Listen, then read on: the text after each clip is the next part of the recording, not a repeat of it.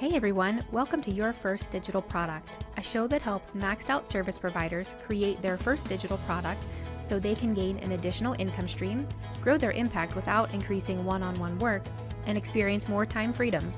On the show, I talk to business owners who have launched digital products and dig deep into how you can create, launch, and market your first digital product. I'm your host, Renee Morozowicz. Let's go. Hey friends, real quick before I dive into the episode, I have a 30-minute YouTube Live scheduled for Monday, July 17th at 11 a.m. Eastern Daylight Time. It's all about selling digital products with Lemon Squeezy. So Lemon Squeezy is an online platform where you can sell your products, subscriptions, and other fun things. Super easy to use. You may have heard of their competitor Gumroad. And I really just love Lemon Squeezy and want to dive into it. So there will be a link in the show notes to sign up for the YouTube link and a couple email reminders.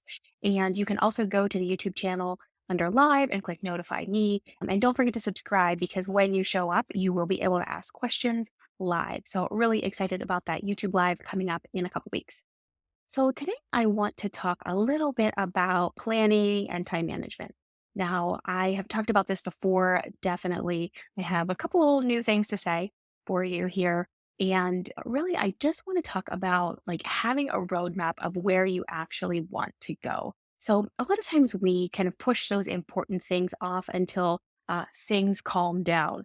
So I'm not sure if you have felt this way in the past, but spoiler, things don't ever actually calm down. So if you have kids, you might think about when your kids were in diapers and you maybe thought at one point, like, okay, when they're out of diapers, then I'll have more money, this and this and the other thing. But that actually isn't true because you know that other things come up. So things just keep coming up in life. There's never going to be a time where things are really calm and totally open for you to work on all those projects that you've been meaning to work on forever. So really the goal here is to be able to make progress during regular life and regular life being life that is actually just busy. So it's not to just do more. So my goal here isn't really to just talk to you about how to like jam more into your day, but really to make progress on those important things in life. So a couple things we're going to talk about in the episode today. The 12-week year. I've mentioned the 12-week year before. I love it. It's a framework that I use to make progress on things that are important to me. So if you've heard about the 12-week year, not interested, just skip forward a little bit. We're also going to talk about a personal life disruptor I'm experiencing right now. If you're watching the video live, you'll see that I am in a different place. Things look a little bit different. I don't have my microphone with me. Like things are different. So we'll talk about that. And really like what you can do to navigate difficult times, but also just, regular times, like regular busy life times, like how to just keep moving on what is important to you. You've probably heard me talk about the 12-week year a lot. Now, the 12-week year is a book and excellent book. I totally recommend it. I'll put the link in the show notes. And really like what the point of the book is that instead of making yearly goals, right? So instead of setting goals in December and starting on them January 1st and then working on them throughout the year, we will chunk down into 12 weeks. So 12 weeks would be 1 year. And the thought behind that is that we can actually make a lot more progress in a short amount of time. And we don't actually make a ton of progress in a long amount of time. So if we set goals for the year, we don't actually make as much progress as we could if we set those goals and tactics in smaller chunks. So in 12 weeks instead of in 12 months. Now, I typically do this quarterly. Like I mentioned, I follow the quarters. You can really start anytime, no matter what time, what week, what day, anything like that. You can start anytime, but I typically follow the quarters. So I'll do my first 12-week year, the first quarter. So January, February, March. My second 12-week year, second quarter, April, May, June, and go from there. So I am wrapping up my 12-week year for the second quarter. I will share a link in the notes to my ClickUp list. I have a ClickUp list where I keep track of all the things that I want to do and my progress. As far as what was on the list this year, right, this 12 weeks, I wanted to revamp my podcast landing page. I wanted to create my services page because people kept asking me, Renee, what are you doing here? So you don't have any services to offer. So that is up. I wanted to take a weekly walk outdoors. I wanted to have a podcast guesting plan. I actually wrote an email about that. And that included a media page. So creating a media page, creating talking points, and then reaching out to other podcasters to potentially pitch myself to be on our show. And I also wanted to add some client stories to my website And those really being like case studies or ways that I've already worked with clients, kind of showing how that's done. So what happened? For the first couple weeks, I typically do well with the new plan and I'm kind of on top of it and I'm ready to start. So that's all good. So the first couple weeks, not too bad. So I did get that podcast landing page revamped. I did get my services page created. I created that media page also. And I got most of my walks in. And there are a couple things that I didn't get done and life kind of really fell off the rails and more so as time went on. So I did not get the podcast guesting plan done. And I did not work on the client stories at all. I didn't write them. I didn't put them on the website. I didn't design the pages, like nothing. That is not done. And I'll talk about the next 12-week year, maybe not in this episode, but maybe after a bit. So why didn't I get those other things done? Well, a couple reasons, I think. So the first one with the podcast guesting plan, I had a great plan, right? So sometimes like you just need a great plan. Like, okay, I'm going to do this friend, I'm going to work on the next thing and so on. But sometimes even if you have a great plan, things just don't go the way you think they're going to go. And I think what happened was as I started looking for podcasts to pitch myself to, I started feeling really insecure, right? So I started feeling like, oh no, they're not going to want me on their show because their show is better than my show. I'm not established enough. I'm not good enough. So I let that kind of hijack me. And I didn't realize that at first. I just wasn't doing it. I was just putting it off. And I kind of let that hijack my actual progress on doing that. So I will revisit that, not in this episode, but in another episode and think more about that. And as far as the client stories, it was just at the end, like I just ran out of steam and that's just not something that got done. So I will talk about some things later in this episode. Should I bump that to the next year? Should I forget about it completely? A couple strategies that I can look at. All right. So I mentioned early in the episode about a personal disruptor. So last week we went on vacation to New York City and had everything planned, right? Like my sister took my son to a Broadway show, and my partner and I were going to do like this wonderful pizza tour of Brooklyn. He made a Google map, like it was going to be great. We're going to visit Ellis Island, do all these fun things, and had a great plan.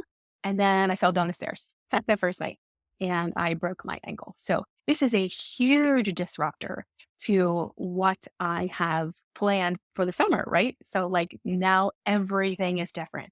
As you can see, I mentioned if you're watching on YouTube, I'm in a new location, right? This is my partner's house, right? These are not my toys here.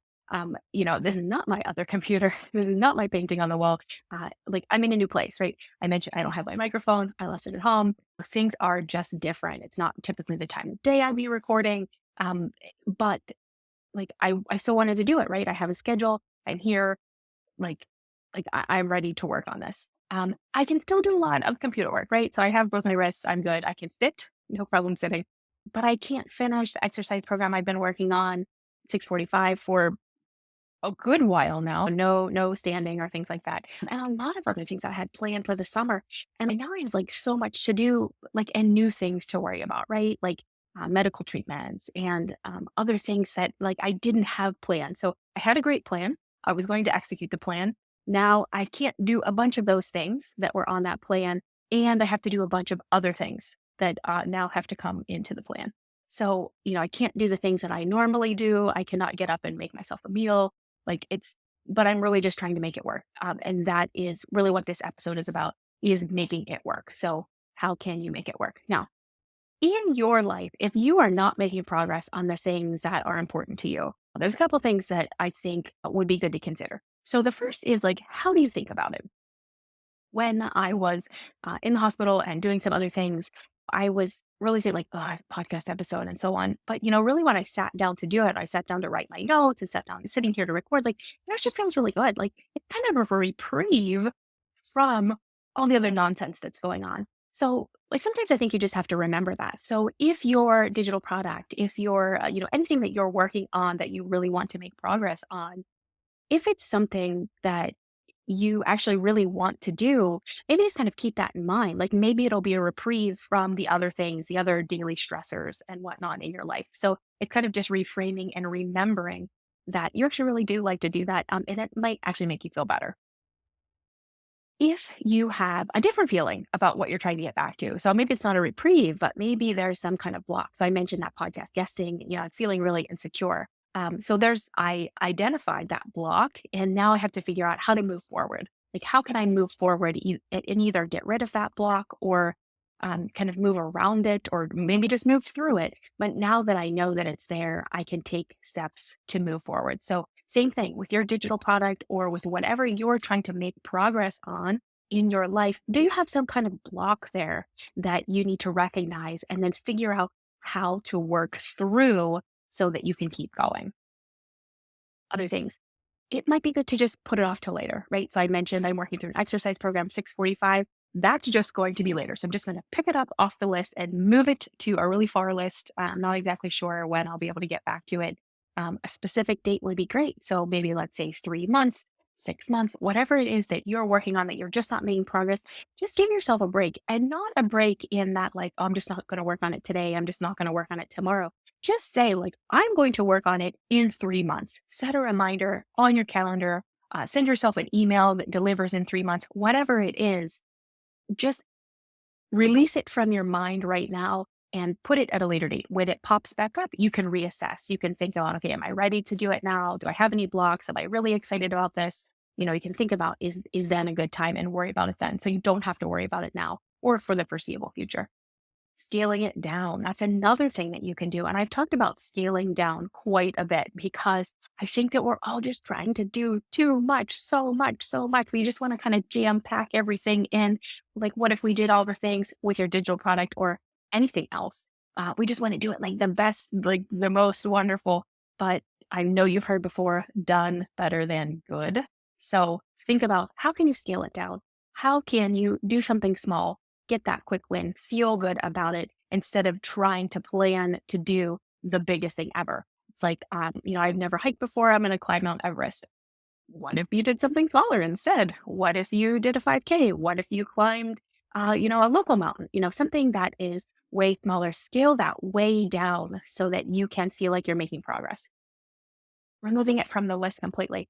I've mentioned this one before. Maybe it's not the right thing. It's not the right time. This thing that you have planned is just not right for you. So take it, remove it from the list completely, cross it out. Or, I'm not sure about you, but the way I do my to-do list is I write the list, and then anything I don't do that week, I move to the next week. But every once in a while, I just don't move things to next week. Like, they're just not getting done. I'm just going to free up my mental space and just not worry about it. So I think a lot of that frees up our mental space by saying, I'm going to look at this later. I'm going to scale this way down. I'm going to remove this from the list completely. And we just feel so much better. We don't carry this heavy burden of something undone with us constantly. And getting help. So getting help is another great way to make progress. Now, the next solo episode that I'm going to do in 2 weeks, will give you some more tips. And that episode will be all about surrounding yourself with people and ideas that can help you in any given situation. So stay tuned for that. But that is something that's upcoming. So think about digital products, because this is a show about digital products, not just about time management or planning. And before I go, I want to remind you that, like, your time is your currency as a service provider. And, what if you didn't have as much time? So what if I had broken a wrist or two wrists instead of my ankle? It would be really great to have something in place, so of course, systems, processes, documentation, that allows you to work the most efficiently and possibly delegate if you have all of that created. So as an established service provider, hopefully you do have that created. If not, I would totally recommend working on that. But also having those digital products that aren't tied to your time, I think, is so important. Now, you're never going to hear me say, like, passive income, because I don't believe anything is 100% passive. But something like a digital product works for you when you can't, or you just don't want to, right? So I think that is so important as a service provider to have something like that and be working towards something like that. So what do you think?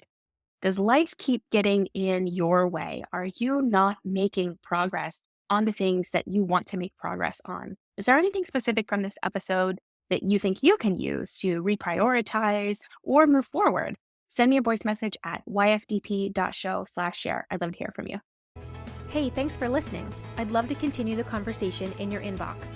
Email subscribe to hey@yfdp.show or sign up in the show notes to get bi-monthly emails about how you can create, launch, and market your first digital product. Can't wait to see you there.